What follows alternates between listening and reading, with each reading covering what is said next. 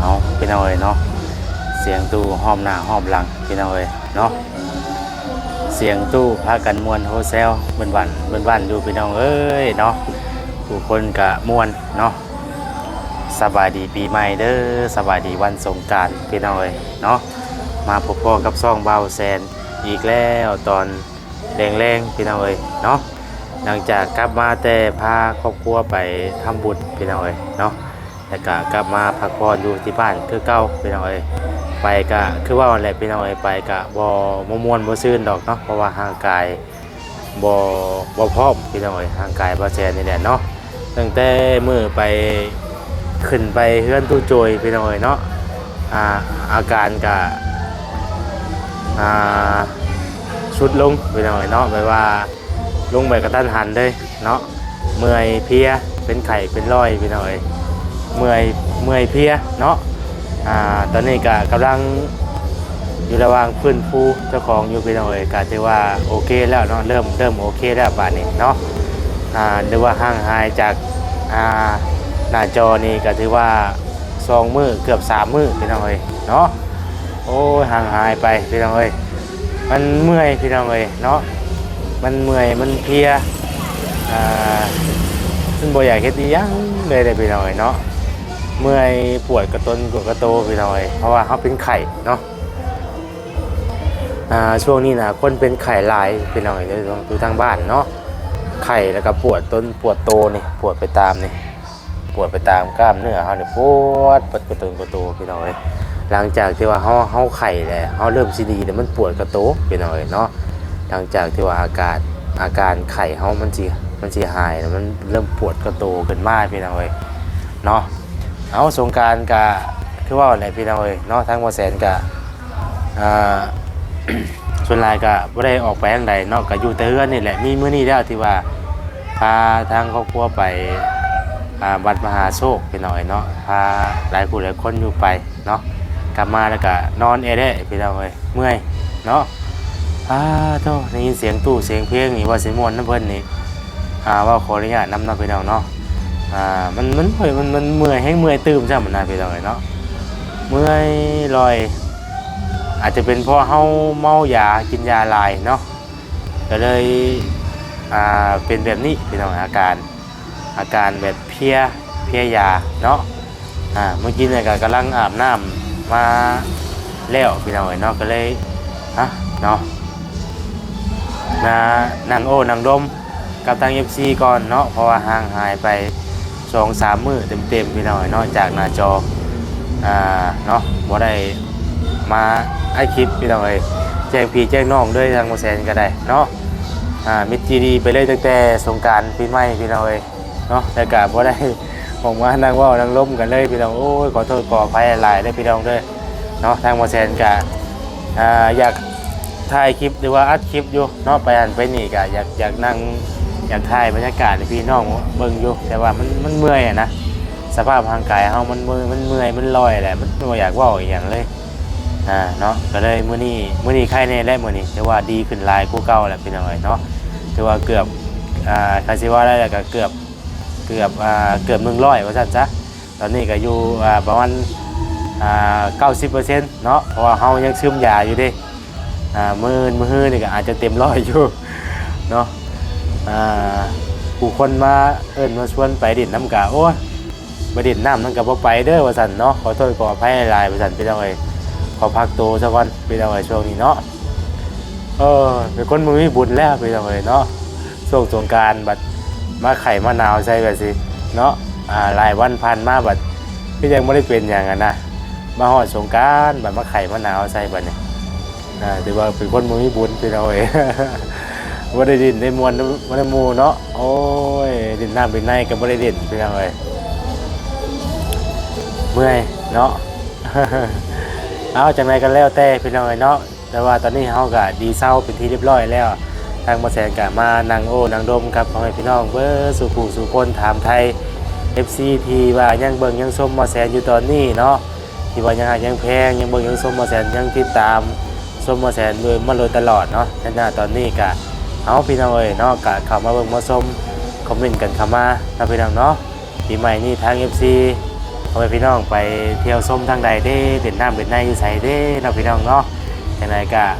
เดินทางด้วยความระมัดระวังด้วยความปลอดภัยเด้อไปมาทางใดก็ค่อยไปค่อยมาพี่น้องเอ้ยเนาะปีใหม่นี่ก็ขอให้ทุกท่านโชคดีมีชัยอยู่ดีมีแฮงเบิดสู่ผู้สู่คนเนาะปีใหม่ส่งท้ายปีเก่าต้อนรับปีใหม่เนาะก็ขอให้อยู่เย็นเป็นสุขทุกกายทุกใจเด้อพี่น้องเด้อเนาะ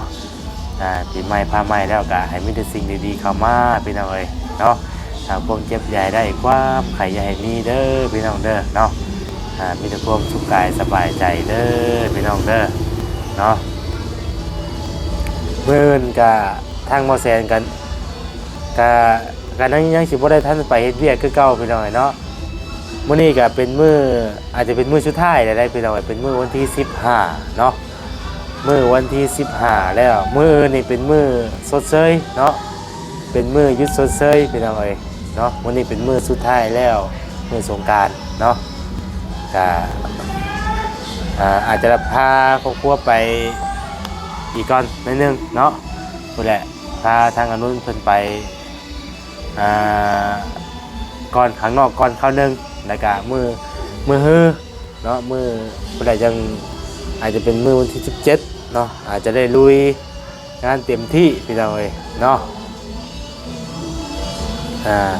อย่างไรก็เข้ามาเบิ่งมาชมในเรื่องพี่น้องเด้อเนาะบ่ได้ไปทางใดทางบ่แซนกะสงกรานต์กะนี่แหละอยู่เฮือนอยู่ซ่านนี่แหละพี่น้องเอ้ยคือเก่าคือเดิมเนาะยังดีถ้าว่าอาการก็เริ่มดีขึ้นแล้วหน้าตาก็เรียกว่าสดชื่นขึ้นแล้วพี่น้องเอ้ยเพราะว่าช่วง 2-3 วันที่ผ่านมานี่ก็คือว่าแล้วเนาะว่าแสนเริ่มเป็นตั้งแต่มื้อวันอย่างวันอย่างนะเมื่อวันมื้อซื้อตู้เย็นมาพี่น้องเอ้ยเนาะมื้อซื้อตู้เย็น2ประตูนั่นแหละมาเนาะเริ่มมีอาการเจ็บคอพี่น้องเอ้ยมือต่อมาก็ตื่นมากับไข้ขึ้นบาดนี่โทษหนาวสั่นขึ้นมานี่ก็ยังไม่ได้ป้ายยาเลยพี่น้องเนาะยังกินยาคลองมาอยู่นะยามันขึ้นมาอีกเนาะปกติบอแซนเป็นไข้นี่ทางบอแซนจะได้ซักยาเนาะได้ซักยาตลอดเลยแต่ว่างดรอบนี้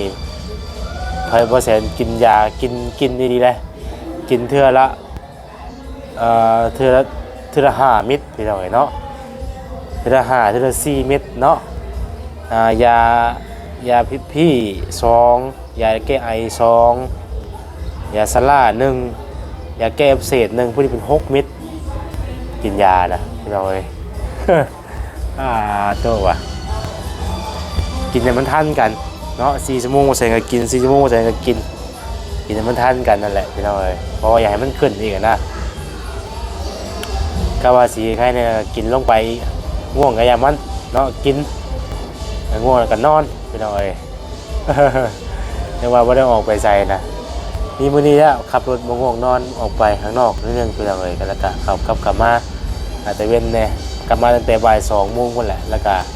ไม่ได้ไปใส่อยู่กันอยู่ซ่านคือเก่าเนาะกับหมู่คู่กับมื้อนี้กับบ่ได้ไปหากันทำพี่น้องเนาะเพราะว่าต่างคนก็ต่างมีหน้าที่เวียงงานไปทั้งไผทั้งลาวนะเนาะทางวาต้าก็คือจังทางวาแซนกำลังเห็นคลิปเพิ่นเนาะเห็นลูกสาวเพิ่นบ่สบายพี่น้องเนาะน้องมินนี่นะเห็นเขาของหมออยู่สั่นเนาะเขาก็ยังรายการคอยสิเศร้าไว้เด้อเนาะทางวันที่เพิ่นกลับไปบ้านไม่เฒ่าเพิ่นเนาะมานั่งดูนั่งดมเหมือนกับทางพี่น้องเอ้ยมื้อนี้ก็ได้เนาะอยู่ซ่านโตว่ะเป็นจังได๋เนาะปีใหม่ก็จักสิไปเที่ยวไสได้พี่น้องอยู่บ้านเฮาก็ได้เนาะมันบ่มีหม้องไปอยู่คันชนลายเขาเจ้าก็พากันเล่นอยู่ในบ้านในเมืองนี่แหละเนาะมันก็จักเป็นได้ไรหรอกมาแซนก็ได้หรือว่าเฒ่าแล้วบ่ได้ไรเนาะคือบ่ม่วนบ่ซื่นน้ำมูนี่แล้วก็คือยังบ่ม่วนอยู่คือมันเป็นไข่บ่ได้ว่าได้ไรพูดดิ เนาะเอาจังไดก็ตามแต่เนาะพี่น้องเนาะจังไดก็ขอให้ทุกท่านเนาะปีใหม่นี่ก็ขอให้โชคดีมีชัยอยู่ดีมีแฮงเบิดทุกท่านทุกคนเด้อพี่น้องเด้อเดินทางไปมาทางใดก็ข ขอให้ตลอดปลอดภัยเนาะเรื่องเฮือนซ่านลุงโจยกะผู้แหล่เนาะมือนี่ยังบ่ทันได้ฮู้ว่าสร้างเพิ่นสิมาบ่อาจจะหยุดชดเชยบ่เมาค้างก็ยังบ่ฮู้เนาะอาจจะหยุดอีกมื้อนึงก่อนบ่ได้ว่าจังใดเนาะทางบ่แซงก็เดี๋ยวสิโทรเช็คเบิ่งเพิ่นมื้ออื่นเนาะโทรเช็คเบิ่งทางน้องสายฝนก่อนพี่น้องว่าเพิ่นสร้างเพิ่นสิมาบ่มื้ออื่นนะคันว่ามากะเพิ่นก็มีได้เฮ็ดอยู่แล้วพี่น้องเนาะเวียกงานอยู่หั่นก็มียังมีหลายอยู่โบกกระโบกกันแล้วพี่น้องเนาะโบกกระโบกโบกกับก้อนและเนาะเพิ่นมากลายเป็นโบกนั้นพี่น้องเพิ่นก็อยู่ตั้งแต่วันที่13เนาะเพิ่นเริ่มอยู่ตั้งแต่วันที่13ตั้งสร้างนะพี่น้องเนาะเพิ่นก็หยุดไปที่ว่าได้ยามช่วงเทศกาลเนาะเทศกาลปีใหม่ก็เพิ่นหยุดก็บ่ที่บ่ว่ากันเพิ่นเป็นช่วงเป็นยามพี่น้องเนาะเวียกงานก็บ่แม่นว่าเฮาสิฟาดละเลยเนาะเฮาก็ยังสิดำเนินการต่อคือเก่าแต่ว่าอยู่ในช่วงว่าซั่นซะอยู่ในช่วงเฮาก็ปล่อยเพิ่นม่วนซื่นตามสบายซะก่อนเนาะก็เฮาก็พอยามเวียกก็จะเฮ็ดเวียกพี่น้องเนาะ ไปซั่นแล้วพี่น้องเนาะอยู่ทางร้านค้าเฮาก็ตอนนี้ก็แม่นได้เอาชั้นวางไปวางใส่เป็นที่ห้อยไปแล้วพี่น้องเนาะแต่ว่ายังวันนี้ยังแต่รอ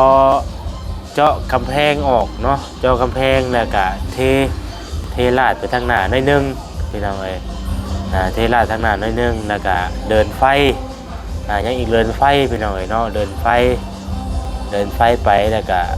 เจาะกำแพงแล้วก็มีสินค้าเฮาและบัดนี้มาใส่แล้วก็ถือว่าเปิดห้านขายได้บัดนี้พี่น้องเนาะพร้อมเปิดอย่างไรก็รอติดตามชมเบิ่งน้ำกันพี่น้องเนาะว่าสิเป็นแนวใดร้านค้าเปิดใหม่เฮาเนาะยังบ่ทันได้มีชื่อพี่น้องร้านค้าก็ได้เนาะแล้วสิตั้งชื่อว่าจังใดพี่น้องร้านค้าก็เนาะตามพ่อแม่พี่น้องสิว่าจังใดเนาะร้านค้าจะสิตั้งชื่อว่าได้เนาะตั้งบ่ใส่ก็ยังคิดบ่ออกพี่น้องเนาะ เดี๋ยวสิถามเบิ่งทางผู้ใหญ่เพิ่นผู้เพิ่นทางแม่เพชรเนาะที่ว่าทางแม่เพิ่นได้เฮ็ดได้สร้างให้กะ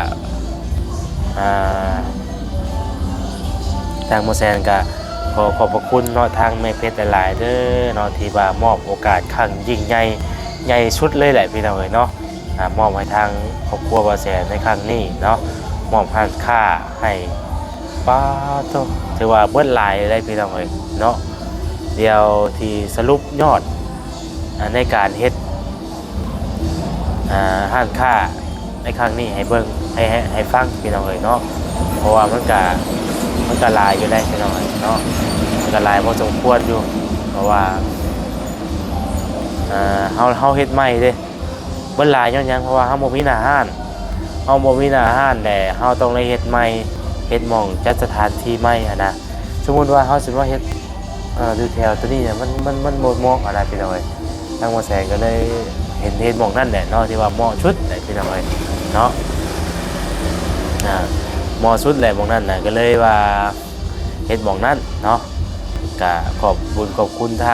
างแม่เพชรได้หลายเลยพี่น้องเนาะขอบคุณจากใจดีๆรอพี่น้องเนาะทางแม่เพิ่นก็ที่ว่ามอบโอกาสครั้งยิ่งใหญ่ให้ขนาดนี้เนาะพี่น้องเนาะทางแม่เพิ่นก็นับถือน้ำใจทั้งแม่เพิ่นดีเพิ่นอยากให้ได้ให้มีพี่น้องเนาะธุรกิจค้าขายเป็นกะได้ว่าทั้งมอเตอร์ไซค์เองกะมักได้พี่น้องเนาะเพราะว่าเมื่อก่อนนี่กะเฮาก็เคยขายอยู่ให้อยู่นะเนาะเคยขายอยู่ให้อยู่นะขายก็คือว่าแหละเฮาเครื่องเฮาบ่หลายนะเฮาก็ขายได้ก็บ่หลายพี่น้องเนาะขายก็ซื้อมาอย่างระยะมีหลายอย่างแต่ว่ามีหลายอย่างแต่ว่าอย่างละหน่อยสินะเฮาแบบบ่สามารถซื้อมาตุนไว้หลายสินะพี่น้องเนาะเฮาก็ซื้อได้บ่หลายพี่น้องเนาะเฮาก่อนอื่นไว้ก็ให้อยู่ดีมีแฮงทุกท่านทุกคนเด้อสำหรับคลิปนี้ก็ทางบ่แสนก็บ่มีหยังหลายแล้วเนาะก็สิ มานั่งอบรมกับพี่กับน้องกันหลายนาทีเต็มแล้วเนาะกับบ่มีอย่างไรอยากมาบอกมาแจ้ง FC เนาะว่าบ่ใช่ให้หน้าให้ตาไปใช้คือบ่เห็นออกคลิปแหละจะม้อยจะมีอยู่ว่าซั่นปีใหม่ก็ทางหายไปไสบาดนี่พี่น้องเอ้ยเนาะคือว่าเฮาบ่สบายพี่น้องเอ้ยเนาะเฮาก็